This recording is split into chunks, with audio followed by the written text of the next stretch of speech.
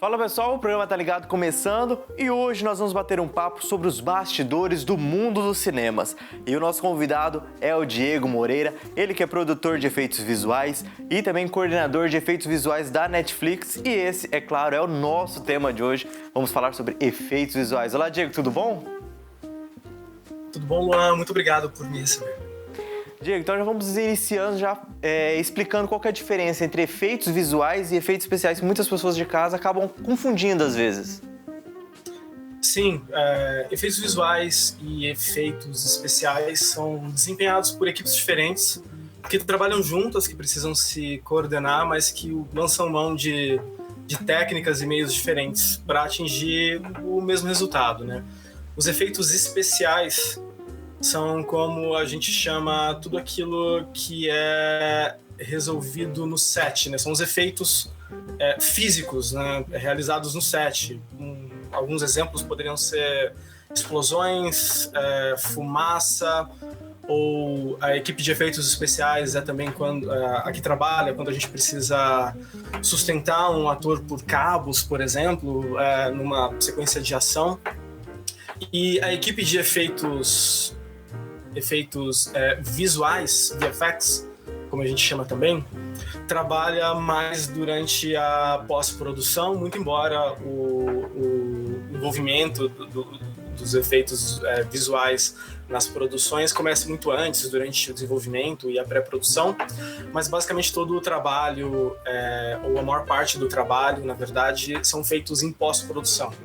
Então, quando a gente tem um chroma key, né, uma tela verde, essa tela vai ser substituída por uma imagem de fundo pela equipe de efeitos visuais, posteriormente à produção, posteriormente à captação, durante a pós-produção.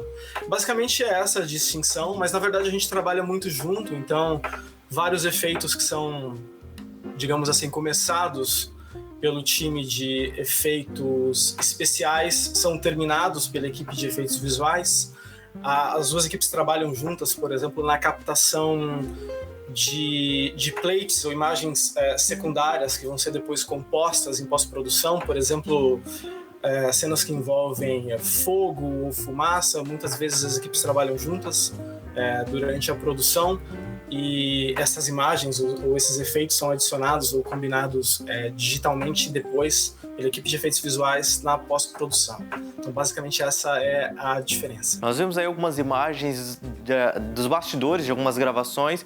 Hoje em dia nós temos toda a tecnologia de câmeras, computadores, mas e antigamente, como é que funcionava essa área de efeitos visuais com poucos equipamentos, como se tinha alguns anos atrás?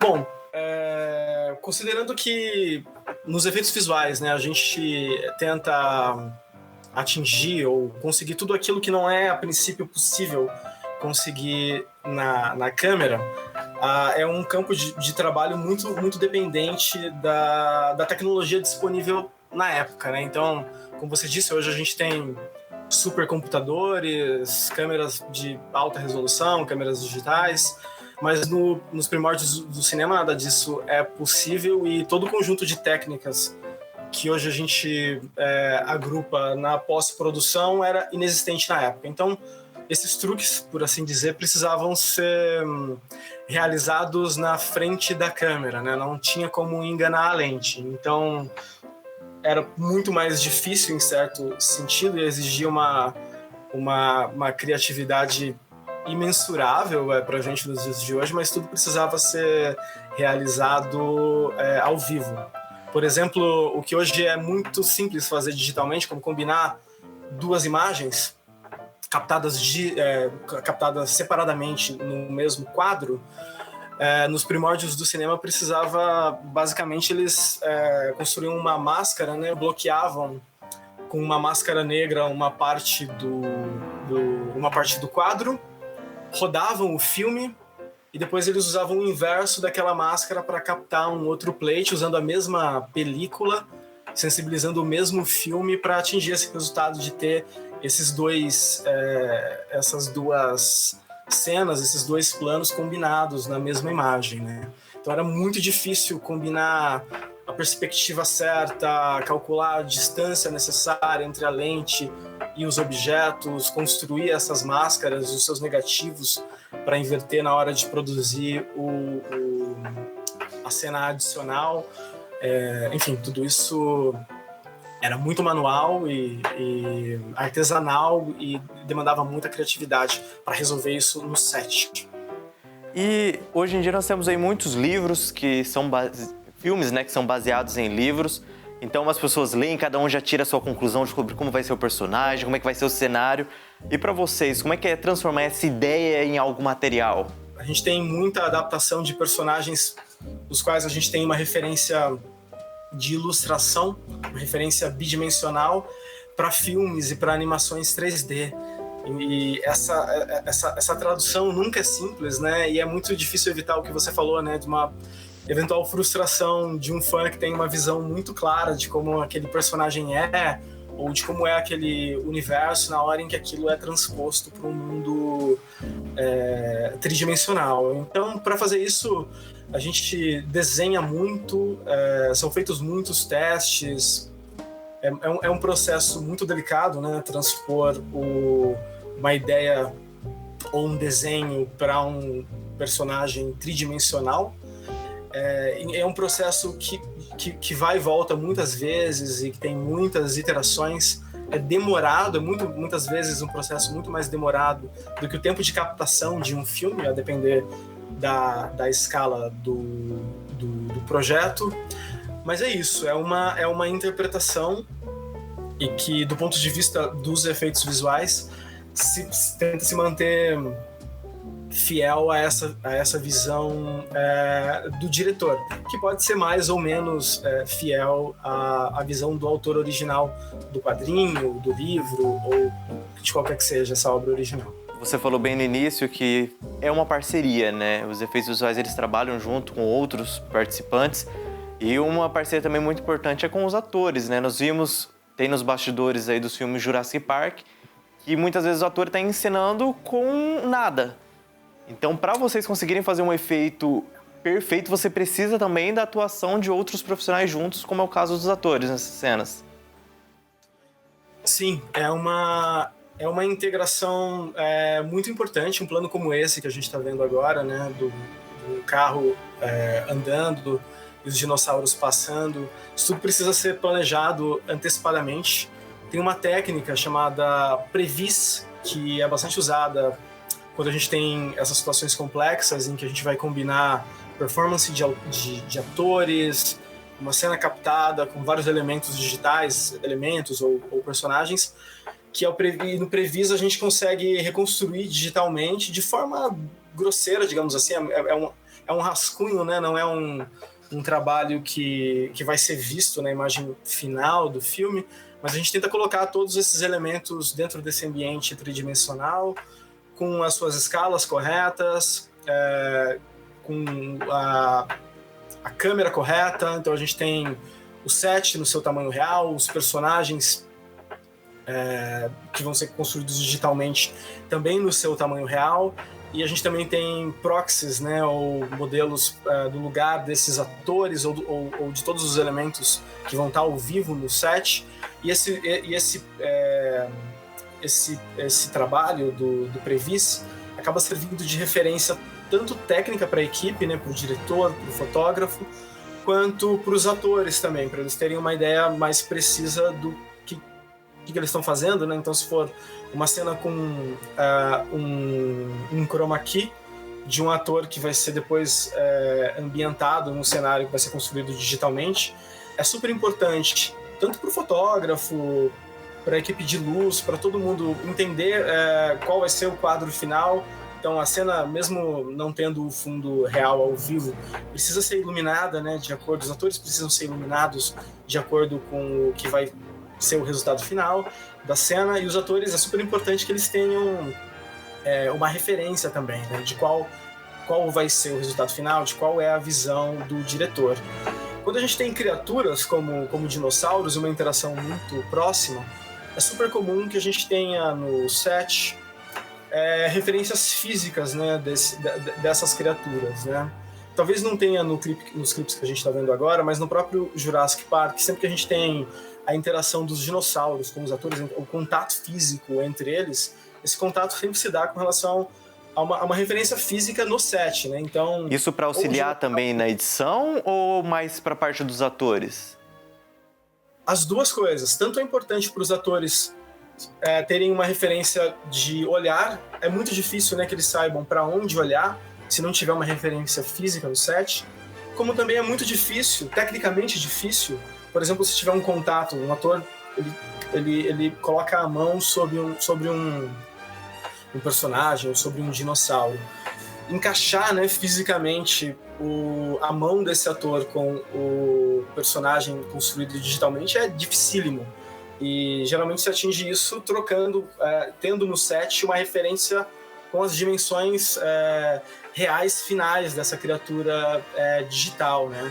Então, sendo assim, a gente tem certeza que o contato é preciso, a própria sombra de contato, né, da mão do ator naquele objeto pode ser reutilizada, trocando o seu objeto pelo personagem digital. É isso que traz esse realismo que a gente vê a hora que eles estão tocando nos dinossauros, a hora que eles estão interagindo, tudo.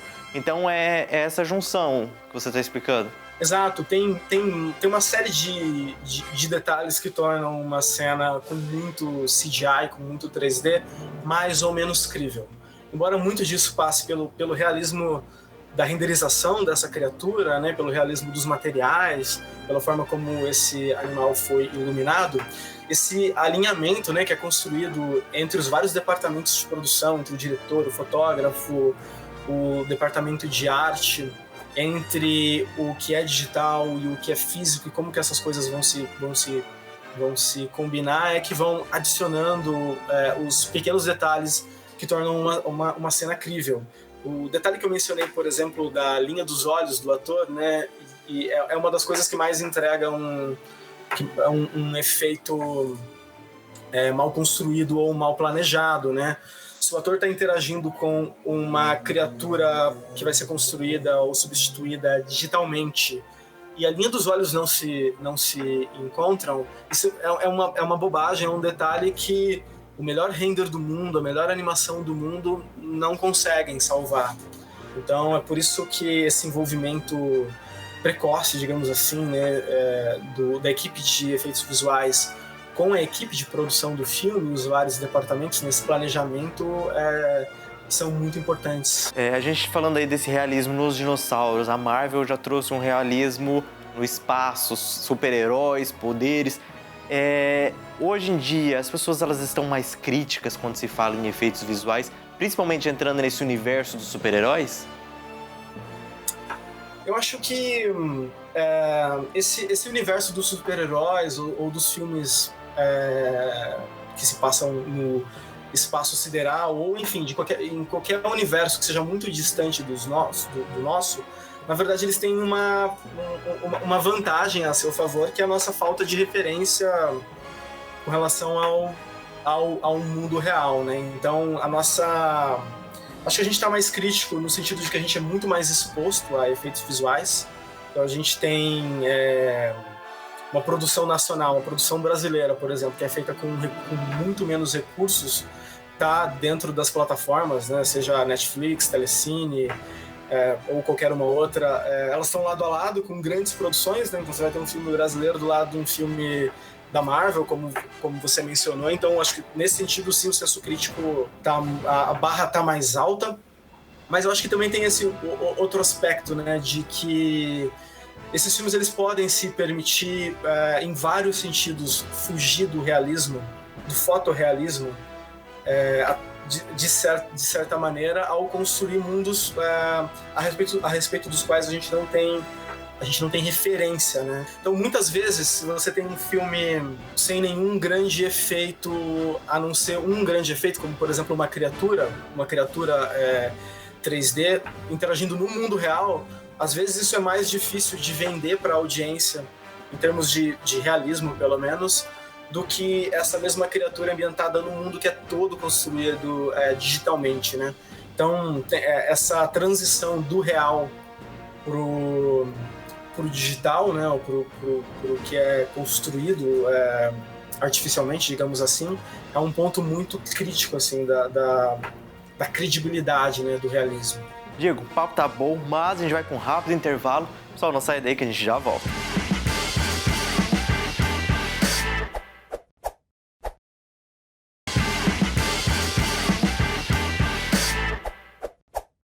Olá pessoal, estamos de volta e continuando o nosso papo sobre efeitos visuais com Diego Moreira.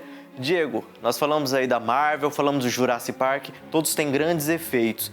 Porém, um filme que tem muitos efeitos visuais e que às vezes passam despercebidos pra gente é o próprio filme Parasita, né? Sim, quando a gente fala de efeitos visuais, a primeira coisa que vem à cabeça são essas grandes produções que você citou e que a gente conversou mais cedo. Mas a verdade é que hoje em dia os efeitos visuais são usados extensivamente em praticamente qualquer tipo de produção audiovisual. E muitos desses efeitos são os chamados efeitos invisíveis, como os que a gente está vendo aí do filme Parasita, né? Então, por exemplo, a gente está vendo essa casa, que é muito importante para a narrativa, é quase um personagem do filme, e a audiência, em momento algum, imagina que uma grande parte dessa casa, tanto no exterior quanto no interior, são criados digitalmente, né? E esses efeitos, mesmo sendo invisíveis, eles são fundamentais para a narrativa, né? A gente está vendo também, em algumas partes desse clipe, alguns momentos em que técnicas de previs foram usadas para se planejar o espaço, né? Para se planejar o set. E é assim que se define, se planeja essa intersecção entre o real e o digital, né? Se define a área que vai ser construída, a área que vai ser adressada pela equipe de arte e a área que vai ser construída ou estendida digitalmente pela equipe de efeitos visuais.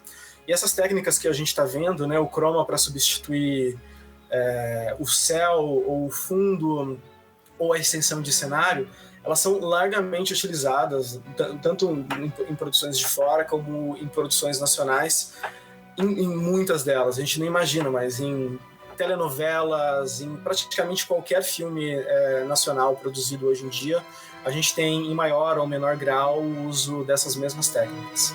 Nós vimos aí no Parasita, são coisas simples que foram produzidas, né? Que às vezes a gente nem desconfiava que podia ser um efeito. Na Marvel a gente tem um espaço que foi recriado totalmente. Quando a gente fala da série Game of Thrones, eles reconstruíram toda uma civilização. É mais difícil a gente construir algo do zero, como por exemplo na Marvel, que é o espaço que as pessoas não têm essa noção, ou trazer de volta à vida uma civilização antiga, que as pessoas já estudam, acabam vendo questão cultural. É difícil trazer isso à tona novamente? É difícil comparar o grau de dificuldade das duas coisas que você mencionou. Eu acho que ambas são, tecnicamente pelo menos, igualmente complexas.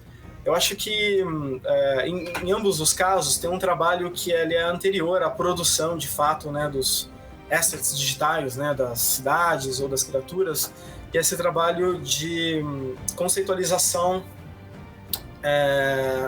desses universos, né? Como é a arquitetura, quais são os principais efeitos, quais são as criaturas ou personagens que vão ser construídos, e tudo isso em diálogo com todos os outros departamentos, né? A equipe de figurino, por exemplo, e as decisões que eles tomam impactam muito em projetos como esse, decisões que vão ser tomadas depois, né, no trabalho de efeitos visuais. Eu acho que o Game of Thrones ele tem uma novidade que é trazer, em grande parte do tempo, pelo menos, essa qualidade cinematográfica para a televisão, o que talvez não fosse tão comum, pelo menos não nessa escala, antes do Game of Thrones. Eu acho que hoje em dia a gente consegue citar várias e várias outras séries de efeitos visuais que também têm essa qualidade cinematográfica em trabalhos de volume, né, e tecnicamente complexos de efeitos visuais. Então acho que eles são tecnicamente muito similares com relação à dificuldade, mas o Game of Thrones acho que ele tem esse impacto a mais na televisão, né? No Game of Thrones é bem possível a gente ver aquilo que você falou no início, né? Que é essa mistura do efeito visual com os efeitos especiais, os dois interagindo, né? Sim, isso o tempo todo, né? Nessas sequências de guerra, principalmente, que a gente está vendo, de batalhas, né? Seria muito difícil construir ou dar credibilidade para sequências como essa trabalhando exclusivamente com recursos digitais, né?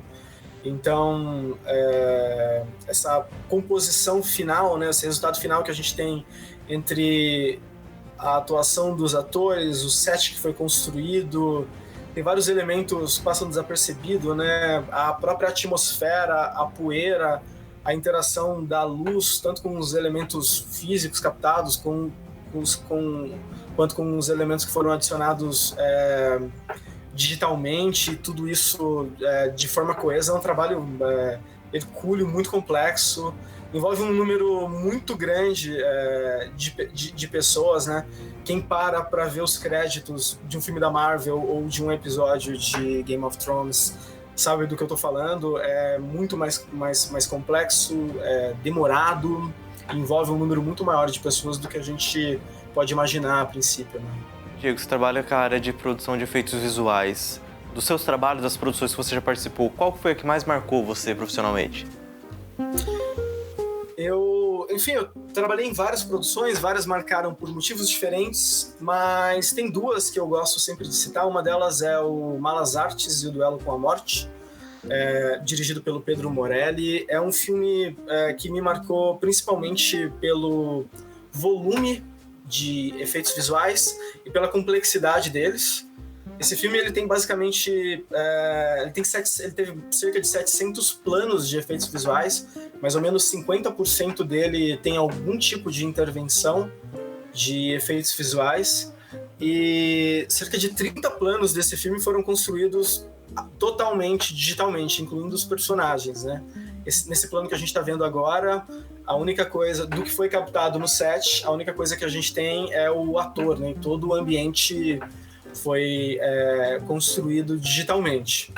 Não foi a primeira vez que isso foi feito no cinema, obviamente, mas esse é um projeto em que esses sets virtuais foram usados de forma muito extensa, né? Então a gente tem toda essa floresta, né? Esse vale que foram construídos digitalmente. Apenas os lugares onde a gente vê os atores, essa cena, por exemplo, foi totalmente construída em computação gráfica, incluindo o personagem. Mas nesse mundo, só os lugares em que os atores interagiam, né? De um lado a gente tinha a morte, né? E do outro lado as bruxas. Esses dois sets foram construídos fisicamente e estendidos digitalmente, né? E toda essa coesão foi atingida depois pela equipe de pós e de cor durante a pós-produção. Então é um trabalho que usou técnicas muito complexas de dublês digitais. A gente tem tracking de câmera, tracking de objeto, simulação de fluidos, fora vários efeitos invisíveis ao longo do filme. Nos cafundó desse Brasilzão mora o caboclo mais esperto da nação. Pedro Malazarte. Ei, tava indo pescar lambari. Cadê a vara? Mas não é que esqueci. O cabra é um baita de um farsante e apronta com os outros a todo instante. Enquanto isso, lá do lado de lá, a morte já tá cansada de matar. 2000 anos tirando vidas. Ai, que tédio. E pra finalmente poder descansar, vai enganar Malazarte pra ficar no seu lugar. Mas desculpa a pergunta, quem é o senhor? Eu sou a morte. O segundo filme é o Zoom, é um projeto anterior, na verdade, ao Malas Artes, que na verdade é uma mistura de efeitos e animação. É uma história sobre 3 personagens que vivem em universos paralelos e que em algum momento se cruzam, e um desses personagens, que é interpretado pelo Gael Garcia Bernal, que a gente está vendo aí nesse clipe, ele vive num mundo de animação, né? Ele vive dentro de um comic book, na verdade, uma história em quadrinhos. E então esse segmento do filme, mais ou menos 1/3 do filme, 30 minutos, ele foi captado. Aqui dá pra gente ter uma ideia de como era o set, né? De quão pouco, né, a gente construiu de fato fisicamente no set, porque nesse caso o que foi captado serviu de base porque foi feito depois por uma equipe de animadores, ilustradores e depois pela equipe de efeitos visuais, que juntou esses vários elementos captados e animados no resultado final. Então, é um projeto muito interessante. Ele representou na época um desafio técnico. Ele teve um tempo, né, de preparação, de testes, para se chegar tanto nesse visual quanto na técnica que a gente ia utilizar para atingir esse resultado final. E é um projeto que teve uma repercussão interessante. Teve o reconhecimento do Canadian Screen Awards, que é uma premiação canadense que indicou o Zoom para o prêmio de efeitos visuais, acho que de 2015, se eu não estou enganado agora. Então, assim, pelo trabalho de pelo envolvimento com diretor, fotógrafo, produção, e especialmente diretor de arte e set designer, com a equipe de animação e com a equipe de efeitos e todo esse percurso até se atingir esse resultado final, esse é um projeto que me marcou bastante. Eu produzi, nesse caso, tanto os efeitos quanto a animação. Diego, pra gente encerrar, eu queria saber, para aquelas pessoas que gostam dessa área, querem se aventurar mais, querem conhecer ou até mesmo trabalhar com efeitos visuais, qual que é o primeiro passo? Como é que faz? Diferente de quando eu comecei, que não foi tanto tempo atrás assim, hoje em dia a gente tem muito mais informação disponível na internet. O conselho que eu daria é que cada um, se você quer, você deve se responsabilizar pela sua própria educação, pela sua própria formação. Uma coisa que, especialmente no campo de efeitos visuais, abre muito o leque de possibilidades de acesso à informação é a língua inglesa. Então, saber o inglês, entender inglês ou saber ler inglês é algo que vai maximizar o seu acesso à informação. E hoje em dia a gente já tem também algumas escolas de efeitos visuais ou de animação no Brasil que são relativamente acessíveis e podem ser um bom ponto de partida. Mas mesmo assim eu não desconsideraria esse conselho de que cada um deve se responsabilizar pela própria educação, e dado o volume, a quantidade e a qualidade de informação que a gente tem disponível gratuitamente, muitas vezes online hoje, na verdade é começar, né, dar o pontapé inicial e aprender sobre efeitos visuais. Diego, muito obrigado, o programa vai ficando por aqui e já deixo o convite para você participar com a gente mais vezes, porque esse universo dos efeitos visuais é bem extenso, tem bastante assunto ainda, né? Tem sim, muito obrigado, e para mim é sempre um prazer enorme falar sobre efeitos visuais. Estou sempre disponível a qualquer hora, é só chamar. Muito obrigado. E olha só, pessoal, o programa Tá Ligado vai ficando por aqui. Semana que vem nós estamos de volta. Até lá!